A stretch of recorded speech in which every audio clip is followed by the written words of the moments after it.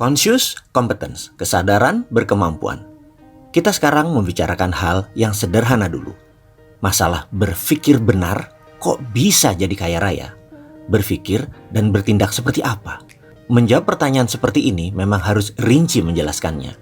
Juga harus memberi contoh dan pengalaman. Contoh saja membuat mengerti tapi tak merubah apapun.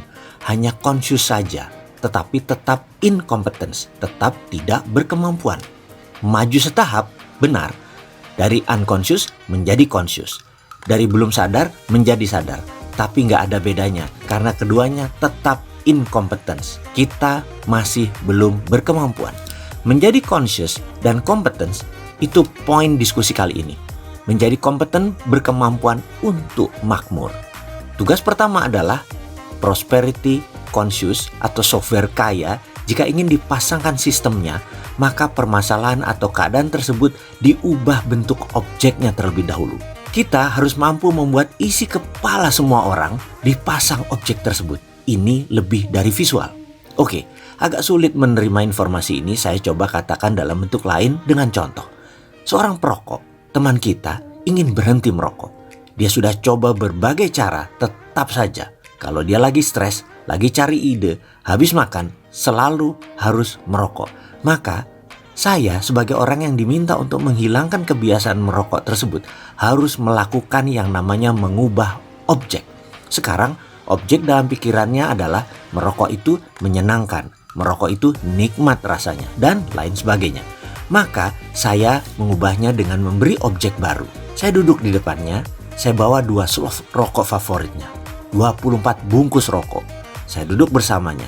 Dan setiap batang rokoknya habis, saya akan nyalakan lagi rokok berikutnya dan dimasukkan ke mulutnya. Dia mulai menghisap lagi.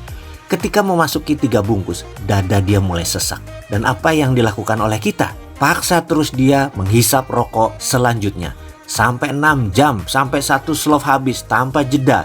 Dia akan menangis, pedih, sakit, dada sesak, sebel, segala macam rasa jelek, negatif masuk bercampur baur. Dan apa yang harus kita lakukan? Kita tidak peduli terhadap pendapatnya. Dia mau nangis kek, kita tidak peduli. Kita terus sadis, kita harus sontoloyo, kita harus kejam. Sampai dia benar-benar tidak bisa bernapas. Entah dibungkus keberapa. Di saat itu berhenti proses ubah objeknya. Di sini teman kita tadi sudah punya objek baru.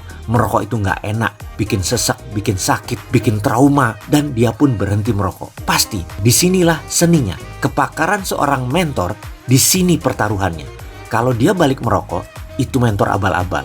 Kalau sama kita, garansi dia tidak balik. Karena kita tahu apa yang harus kita lakukan untuk itu.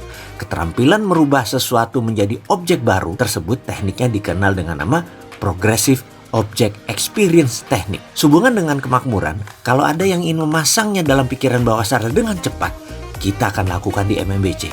Namun, dengan video ini, saya juga garansi Anda pun bisa prosperity conscious itu terpasang.